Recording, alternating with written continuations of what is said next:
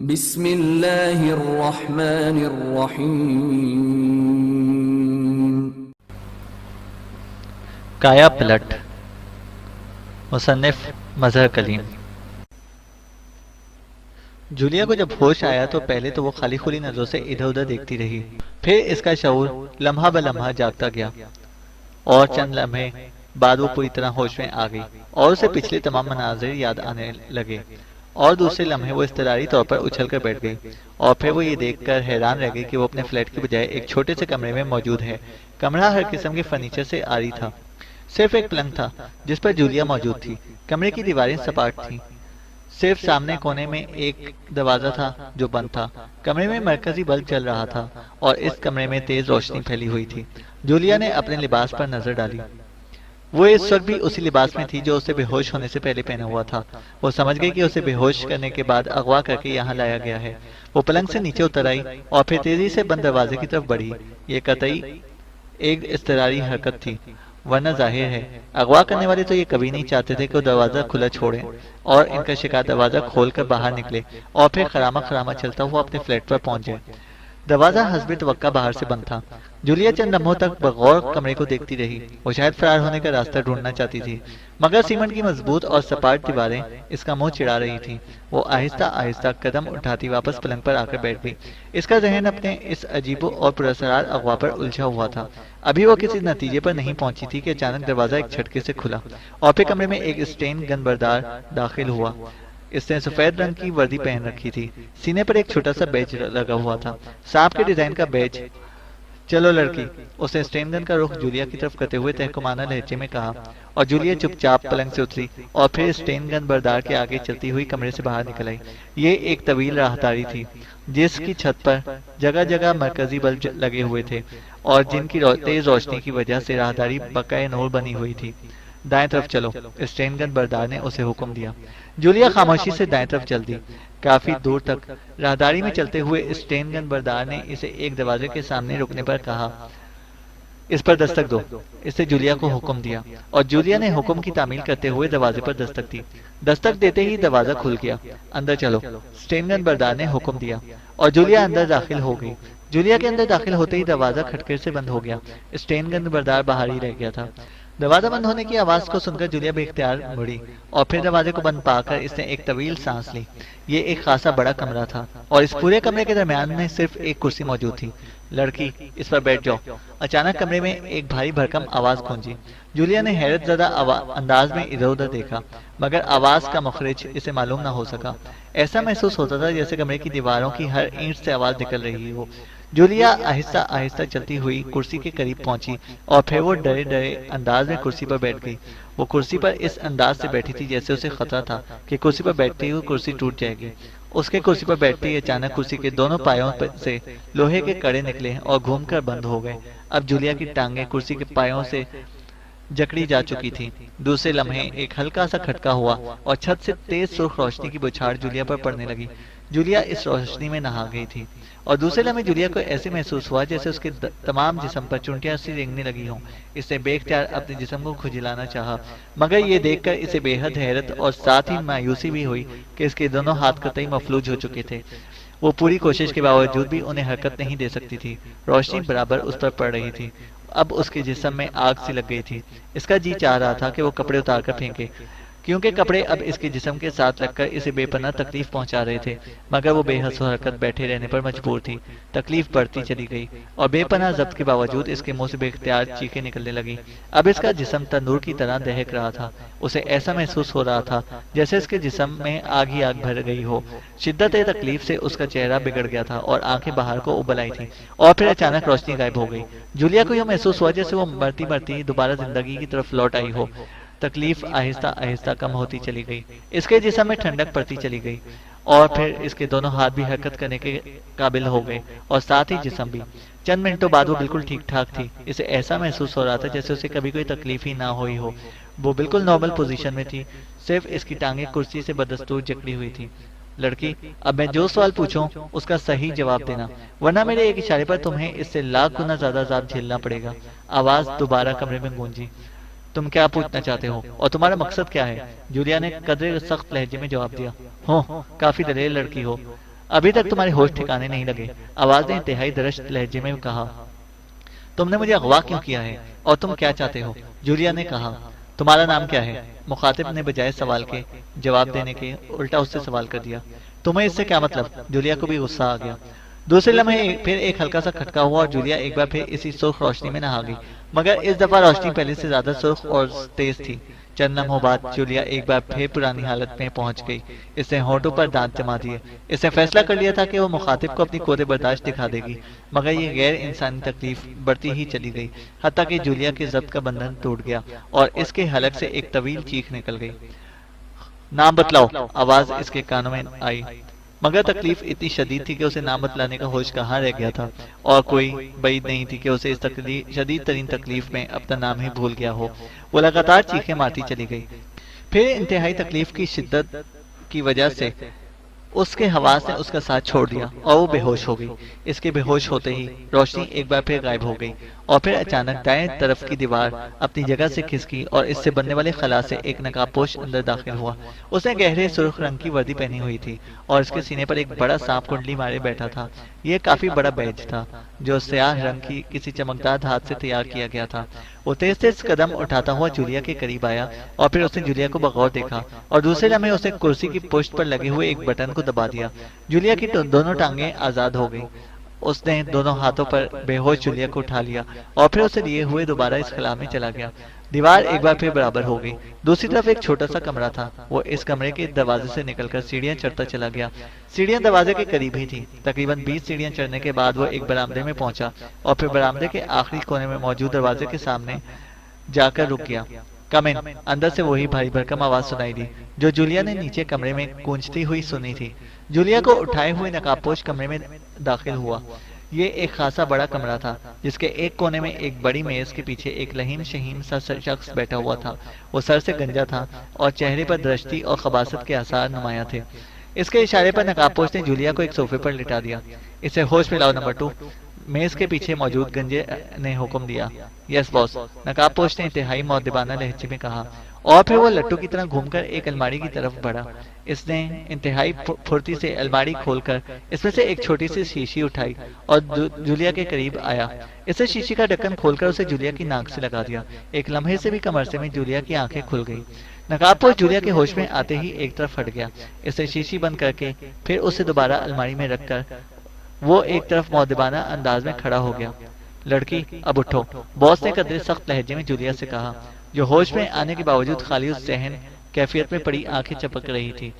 اس آواز نے جولیا پر جادو کا سا کام کیا۔ جولیا کے کانوں میں جیسے ہی یہ آواز پڑی، جولیا ایک جھٹکے سے اٹھ کر بیٹھ گئی۔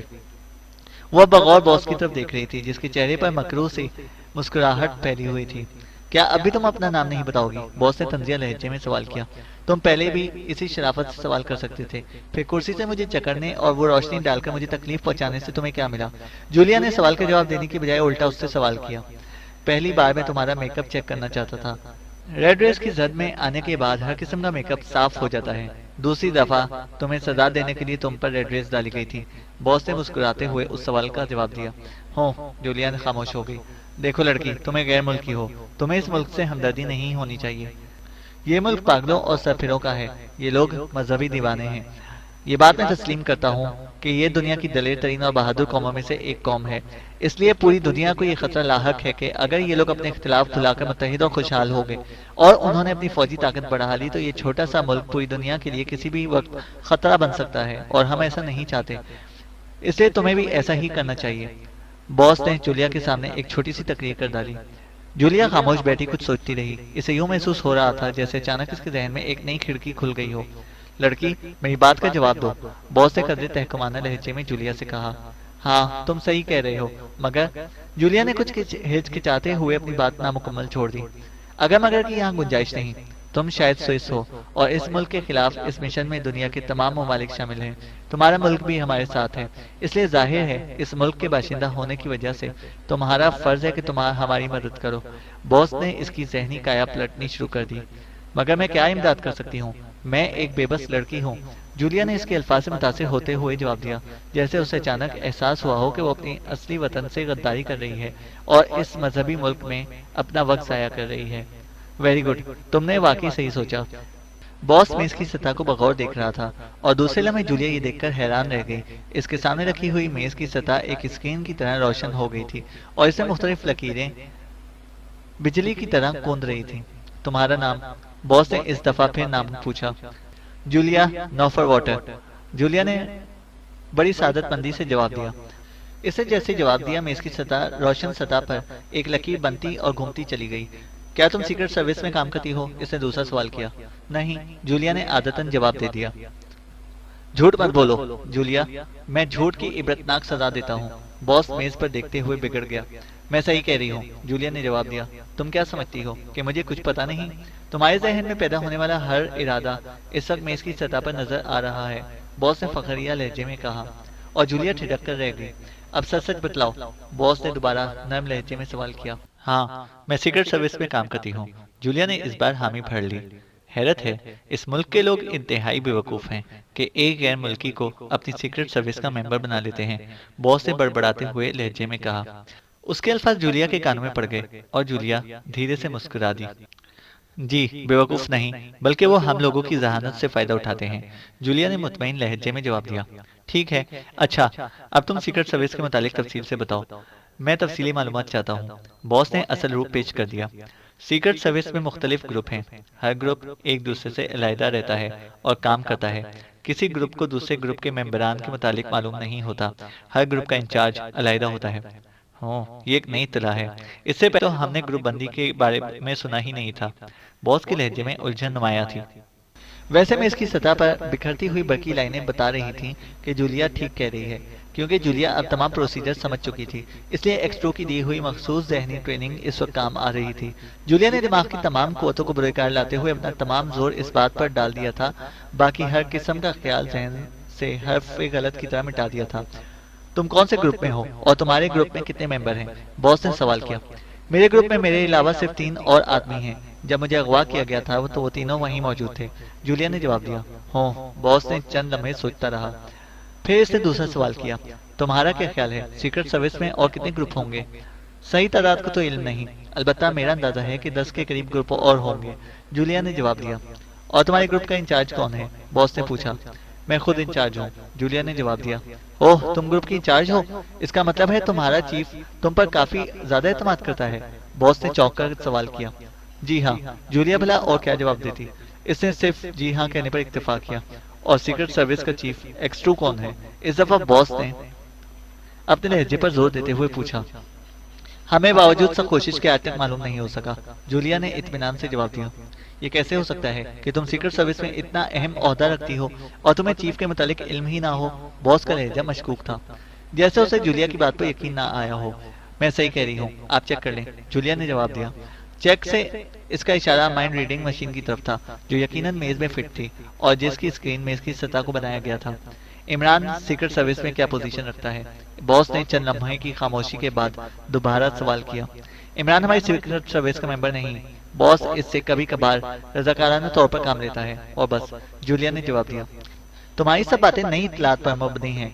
हमें तो मालूम हुआ था कि इमरान सीक्रेट सर्विस में अहम पोजीशन रखता है, बॉस ने उलझे हुए लहजे में जवाब दिया। बहरहाल मैं जो कुछ जानती थी आपको बतला दिया है, अब आप इस पर यकीन करें या ना करें ये आपकी मर्जी, जूलिया ने बड़े इत्मीनान से जवाब दिया। अगर हम तुमको रिहा कर दें तो क्या तुम सीक्रेट सर्विस की आइंदा सरगर्मियों के मुतालिक हमें इत्तलात मुहैया करती रहोगी? बॉस ने जवाब दिया। आखिर वजह, मैं क्यों आपको इत्तलात मुहैया करूं? मेरा आपसे क्या ताल्लुक है? आप मुजरिम हैं और यकीनन इस मुल्क में मुजरिमाना सरगर्मियों में मुलव्वस हैं, और आपको इत्तलात मुहैया करके आपकी मुजरिमाना जिंदगी का साथ क्यों दूं? जूलिया ने बड़े इत्मीनान से जवाब दिया। देखो लड़की, मुझे सख्ती पर मजबूर ना करो, मैं अगर चाहूं तो एक लम्हे में तुम्हारी शहरत काट सकता हूँ, बॉस ने सख्त लहजे में जूलिया से कहा। जो कुछ मैं जानती हूँ वो मैंने सच सच बतला दिया है, अब तुम क्या करना चाहते हो या क्या नहीं, मुझे इससे कोई सरोकार नहीं, जूलिया के नए लहजे में सख्ती पैदा करते हुए कहा। मैं एक बार फिर कहता हूँ, खूब सोच समझ कर फैसला कर लो, या तो हमारा साथ दो वरना मरने के लिए तैयार हो जाओ, बॉस ने जहरखंद लहजे में पूछा। इसके लहजे से साफ मालूम होता था कि वो अपनी बात पर अमल भी कर गुजरेगा। बको मत, मैं सीक्रेट सर्विस की मेंबर हूँ और तुम्हारी मदद करके मैं सीक्रेट सर्विस से गद्दारी नहीं कर सकती, जूलिया ने तंद लहजे में कहा। और दूसरे लम्हे वो सोफे से उठ खड़ी हुई और उससे पहले कि वो दरवाजे की तरफ छलांग लगाती, नंबर 2 जो एक तरफ खामोशी से खड़ा था किसी उकाब की मानद उड़ता हुआ जूलिया पर जा पड़ा और जूलिया नंबर 2 के शिकंजे में बुरी तरह फंस गई। اسے तह खाने में ले जाकर गोली मार दो। बॉस ने सर्द लहजे में नंबर 2 से मुखातिब होकर कहा और दूसरे लम्हे नंबर 2 का हाथ उठा। जूलिया की कनपटी पर एक पटाखा सा छूटा और जूलिया बेहोश होकर नंबर 2 के हाथों में झूल गई। नंबर 2 ने जूलिया को कांधे पर लादा और फिर खामोशी से कमरे से बाहर निकल गया। मुख्तलिफ राहदारियों से गुजरने के बाद वो एक कमरे में पहुंचा जिसके कोने में सीढ़ियां नीचे की तरफ जाती नजर आ रही थीं। नंबर 2 सीढ़ियां उतरता चला गया। सीढ़ियों का इख्तिताम एक कमरे में हुआ था। कमरे के दरवाजे पर पहुंचकर नंबर 2 ने जोर से दरवाजे पर हाथ मारा तो दरवाजा खुलता चला गया। सामने राहदारी थी। नंबर 2 राहदारी में दाएं तरफ मुड़ा और थोड़ी दूर चलने के बाद एक कमरे के सामने रुक गया। इसने इस कमरे के दरवाजे पर भी जोर से हाथ मारा तो वो दरवाजा भी खुलता चला गया। नंबर 2 कमरे में दाखिल हो गया। कमरे में दाखिल होते ही उसने एक झटके से जूलिया को फर्श पर फेंक दिया, लेकिन दूसरे ही लम्हे नंबर 2 की आंखें हैरत से फैल गई। जूलिया का जिस्म जो ही फर्श से टकराया वो यूं उछलकर खड़ी हो गई जैसे फर्श से स्प्रिंग निकल आए हों। जूलिया बेहोश नहीं हुई थी बल्कि बेहोशी की एक्टिंग कर रही थी। और फिर इससे पहले कि नंबर 2 संभलता, जूलिया ने उस पर छलांग लगा दी।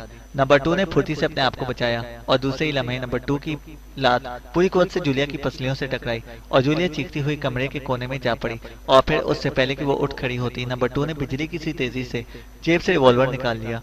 रिवॉल्वर पर साइलेंसर चढ़ा हुआ था और फिर वो कदम ब कदम चलता हुआ जूलिया के पास आ खड़ा हुआ।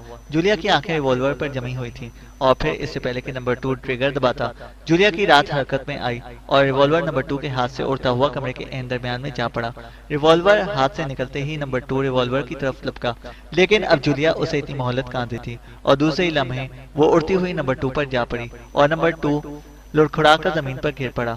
जूलिया भी उसके साथ ही जमीन पर गिरी और गिरते ही एक बार फिर उछली और सीधी रिवॉल्वर पर जा पड़ी। दूसरे ही लम्हे रिवॉल्वर जूलिया के हाथ में था। नंबर 2 जो ही उठा, जूलिया ने ट्रिगर दबा दिया। गोली ठीक उसकी आंखों के दरमियान लगी और नंबर 2 चीख भी ना सका और लुढ़खुड़ाकर जमीन पर गिरा और बेहसो हरकत हो गया। जूलिया तेजी से उसकी जानिब बढ़ी और फिर फुर्ती से उसके कपड़े उतारने लगी और फिर उसने अपने लिबास के ऊपर नंबर 2 का लिबास पहना। लिबास गो इसके जिस्म पर ढीला था, लेकिन नीचे इसका अपना लिबास होने की वजह से किसी हद तक फिट आ गया। नंबर 2 का नकाब भी उसने पहन लिया। अब नंबर 2 का रूप धार चुकी थी। लिबास पहनकर वो कमरे से बाहर निकली और राहदारी में आ गई। ये एक तवील राहदारी थी। वो राहदारी में दाएं तरफ मुड़ गई। रिवॉल्वर उसने पतलून की जेब में डाल लिया था। राहदारी का एक मोड़ मुड़ते ही वो इस कमरे में आ गई जिसमें सीढ़ियां ऊपर जा रही थी। वहां उसे एक मुहाफिज मिला, मगर जूलिया को देखते ही उसे मौदबाना अंदाज में सर झुका दिया। जूलिया हत्तल वसा मर्दाना चाल चलती हुई सीढ़ियां तय करने लगी। इसके कदमों में फुर्ती थी। इसे इल्म था कि किसी भी मुहाफिज ने अगर उसे गौर से देख लिया तो वो चेक कर ली जाएगी और चेक होने से पहले वो इमारत से निकल जाना चाहती थी। बॉस का ये फिक्र इसके जहन में गूंजा था कि उसे तहखाने में ले जाकर मार दो। चुनाचे इस फिक्रे की बिना पर वो सीढ़ियां चढ़ती चली गई। वो सीढ़ियां एक कमरे में जाकर खत्म हुई। अब वो एक और राहदारी में थी। राहदारी में दाएं बाएं कमरे बने हुए थे। वो सीधी चलती गई। सामने एक दरवाजा था। दरवाजा खोलकर जब वो बाहर निकली तो वो इमारत के कंपाउंड में थी। ये एक अजीम शान इमारत थी। कंपाउंड में खासे स्टेनगन बरदार मुहाफिज पहरा दे रहे थे। सामने इमारत का मेन गेट नजर आ रहा था। ये शुक्र था कि इस वक्त अंधेरा छा चुका था। जूलिया को बरामदे में देखते ही एक मुहाफिज तेजी से उसकी तरफ लपका और जूलिया का दिल बेख्तियार धड़कने लगा। उसे खदशा हुआ कि वो चेक न कर ली गई हो, मगर मुहाफिज उसके करीब आकर मुअद्दबाना अंदाज में झुक गया तो उसके दिल को तसल्ली हुई। उसने भराए हुए लहजे में अपनी आवाज को खास तौर पर भारी भरकम बनाते हुए मुहाफिज से कहा, गाड़ी ले आओ फौरन और फाटक खुलवाओ। बेहतर सर, मुहाफिज ने एक लम्हे सोचकर जवाब दिया और फिर वो तेजी से वापस मुड़ गया। जूलिया वहीं खड़ी रही। इस पर एक एक लम्हा गरा गुजर रहा था। चंद लम्हों बाद कंपाउंड के बाएं तरफ बने हुए गैराजों में से एक कार का दरवाजा खुला और फिर 4 रंग की गाड़ी निकलकर पोर्च की तरफ बढ़ी। जूलिया पोर्च के करीब ही थी। गाड़ी रुकी और वो मुहाफिज ड्राइविंग सीट से नीचे उतरा। जूलिया लपक कर ड्राइविंग सीट पर बैठ गई। उसने दरवाजा बंद किया और फिर वो क्लच दबाकर गियर लगाने ही वाली थी कि अचानक से इमारत से तेज सीढ़ियों की आवाज गूंजती हुई सुनी। जूलिया समझ गई कि नंबर 2 की लाश तलाश की जा चुकी है। सीढ़ियों की आवाज सुनकर कार के करीब मौजूद मुहाफिज भी बुरी तरह चौंक पड़ा। दूसरे लम्हे जूलिया ने गियर बदला और फिर क्लच छोड़कर एक्सीलरेटर पर पाँव दबा दिया। गाड़ी तेजी से आगे दौड़ी और फिर मोड़ मुड़ते ही कोठी में गूंजने वाले ये अल्फाज उसके कानों तक पहुंच गए, एक औरत नंबर 2 का लिबास पहनकर फरार हो रही है। उसे फौरन गोली मार दो। बॉस की भारी भरकम और गुस्सीली आवाज उसके कानों से टकराई और दूसरे लम्हे जूलिया की कार पर पीछे से फायरिंग शुरू हो गई। ये शायद वही मुहाफिज था जो उसके लिए कार लेकर आया था, मगर गोलियां सिर्फ बॉडी में सुराख करने के और कुछ ना कर सकी। कार तेजी से फाटक की तरफ बढ़ती चली गई थी और फिर जूलिया ये देखकर हैरान रह गई कि इर्द गिर्द से 2-3 मुहाफिज दौड़ते हुए پاٹھک کے سامنے آ کر رک گئے اور انہوں نے اپنی اسٹین گنیں سیدھی کر لی، مگر جولیا نے ایکسلریٹر پر پوری قوت سے دباؤ بڑھا دیا اور خود اپنا سر نیچے کر لیا۔ کار کمان سے نکلے ہوئے تیر کی طرح پاٹھک کی طرف بڑھی اور محافظ اسے گولی مارنے کی بجائے جانیں بچانے میں مصروف ہو گئے۔ دوسرے لمحے ایک خوفناک دھماکہ ہوا اور پاٹھک ٹوٹ کر نیچے جا پڑا۔ جولیا کی کار ایک زبردست جھٹکا کھا کر کوٹھی سے باہر نکل آئی تھی۔ اس پر پیچھے سے بدستور فائرنگ ہو رہی تھی۔ کار کا پچھلا شیشہ ریزے ریزے ہو چکا تھا، مگر اسے یا کار کو کوئی ایسا نقصان نہیں پہنچا تھا جس سے کار رک جاتی۔ سڑک پر آتے ہی اس نے ٹاپ گیئر لگایا اور پھر کار فل اسپیڈ پر چھوڑ دی۔ کار نئی اور خاصی طاقتور تھی۔ عمارت سے نکل کر مڑتے ہی اس نے ایک نظر عمارت پر ضرور ڈالی تھی اور پھر ارد گرد کی کوٹھیاں دیکھ کر اس نے اندازہ لگا لیا تھا کہ وہ اس وقت سول لائنز میں موجود ہے۔ کافی دور آنے کے بعد اس نے منہ پر چڑھا ہوا نقاب اتار پھینکا۔ اسے تعاقب کا خدشہ تھا اور وہ خدشہ جلد ہی پورا ہو گیا۔ اسے دور سے اپنے پیچھے ایک گاڑی کی ہیڈ لائٹس نظر آنے لگیں جو کافی تیزی سے اس کے قریب آتی جا رہی تھی۔ اچانک جولیا نے ایک بائی روڈ پر کار موڑ دی اور پھر دوسرے لمحے اس نے کار کو تیزی سے بریک لگایا اور دروازہ کھول کر نیچے چھلانگ لگا دی اور پھر وہ دوڑتی ہوئی ملحقہ کوٹھی کے پاٹھک کی طرف بڑھی۔ اسے پھاٹک کی ذیلی کھڑکی نظر آ گئی تھی۔ دوسرے لمحے وہ کھڑکی پھاند کر اندر گھس گئی اور اس نے کھڑکی اندر سے بند کر لی۔ کھڑکی سے لگی ہوئی وہ تیز تیز سانس لے رہی تھی۔ کوٹھی پر اندھیرا چھایا ہوا تھا۔ چوکیدار شاید کوٹھی کے عقب میں راؤنڈ لگانے گیا ہوا تھا۔ اس نے کھڑکی آہستہ سے کنڈی چڑھائی اور پھر تیزی سے نمبر 2 کی وردی اتار کر نزدیکی جھاڑی میں چھپا دی۔ اب وہ دوبارہ جولیا کے روپ میں تھی۔ سڑک پر اسے خاصی ہلچل محسوس ہونے لگی تھی۔ اس نے کار رکنے کی آواز بھی سنی تھی۔ اب وہ تیزی سے نزدیکی جھاڑیوں میں رینگ گئی اور پھر اسے نزدیک ہی چھوٹا سا کوارٹر نظر آ گیا۔ یہ شاید چوکیدار کا کوارٹر تھا۔ وہ رینگتی ہوئی کوارٹر کی طرف بڑھی۔ جیسے ہی وہ کوارٹر کے قریب پہنچی، کوارٹر کا دروازہ کھلا اور پھر اس نے ایک پٹھان چوکیدار کو رائفل ہاتھ میں لیے اندر سے نکلتے ہوئے دیکھا۔ وہ جھاڑی میں ہی دبک گئی اور جب چوکیدار اس کے قریب سے گزرتا ہوا آگے بڑھ گیا تو وہ اٹھی اور پھر آہستہ سے اس کے کوارٹر میں داخل ہو گئی۔ یہ ایک کمرے پر مشتمل کوارٹر تھا اور کمرے میں لائٹ جل رہی تھی۔ برآمدے کے قریب سے ہی سیڑھیاں اوپر چھت پر جا رہی تھیں۔ جولیا دبے پاؤں سیڑھیاں چڑھتی چلی گئی۔ اوپر سپاٹ چھت تھی۔ وہ آگے بڑھی اور پھر سڑک کے قریب وہ چھت پر لیٹ گئی۔ کنکر کی آڑ سے وہ بآسانی سڑک کا نظارہ کر رہی تھی۔ وہ نمبر 2 کی کار کو بآسانی دیکھ سکتی تھی۔ کار کے قریب ایک اور کار رکی ہوئی تھی اور اس نے 3 افراد کو ہاتھوں میں مشین گنیں لیے ادھر ادھر آتے جاتے دیکھا۔ شاید وہ اندازہ لگانا چاہ رہے تھے کہ وہ کہاں پر غائب ہو گئی ہے۔ جولیا بڑے اطمینان سے چھت پر لیٹی رہی۔ کچھ لمحوں بعد اس نے چوکیدار کو ان سے بات چیت کرتے ہوئے دیکھا۔ پھر تھوڑی دیر بعد ان لوگوں نے آپس میں کوئی بات کی اور پھر وہ سب دونوں کاروں میں سوار ہو گئے اور کاریں واپس موڑ کر وہ آگے کی طرف بڑھ گئے۔ جولیا کافی دور تک ان دونوں کاروں کو جاتے ہوئے دیکھتی رہی اور پھر بڑے آرام سے اس نے چھت کا کنگرا پکڑ کر اپنا جسم نیچے لٹکایا اور چھلانگ لگا دی۔ ایک ہلکا سا دھماکہ ہوا اور اب وہ سڑک پر تھی۔ نیچے گرتے ہی وہ تیزی سے اٹھی اور پھر قریب ہی ایک درخت کی اوٹ میں ہو گئی۔ چند لمحوں تک سانس برابر کرنے کے بعد وہ چھت کی اوٹ سے نکلی اور پھر سامنے کی 2 کوٹھیوں کے درمیانی راستے پر چل دی۔ وہ سڑک کے راستے اس لیے نہ گئی کہ کہیں اس کا تعاقب کرنے والے آگے جا کر نہ رک گئے ہوں اور ان کا پروگرام یہ نہ ہو کہ ان کو جاتا دیکھ کر وہ اپنی پناہ گاہ سے نکلے اور وہ اسے ٹریپ کر لیں۔ مختلف کوٹھیوں کے پیچھے سے نکلتی ہوئی وہ ایک ٹریفک سے بھرپور سڑک پر جا نکلی۔ جلدی اسے ایک خالی ٹیکسی مل گئی۔ کنگ ہوٹل چلو، اس نے ٹیکسی ڈرائیور سے کہا اور ٹیکسی چل دی۔ جولیا اس لیے اپنے فلیٹ پر نہ گئی تھی کہ وہ جانتی تھی کہ مجرم اب اس کے فلیٹ کی نگرانی کریں گے۔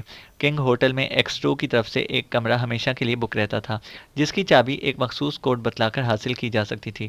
یہ کمرہ اس لیے تھا کہ فوری طور پر پناہ کا کام دے سکے۔ جولیا کو خوشی تھی کہ وہ اپنے ہی زور پر مجرموں کے ہیڈ کوارٹر سے نکل آنے میں کامیاب ہو گئی تھی اور واقعی یہ ایک قابل فخر کارنامہ تھا۔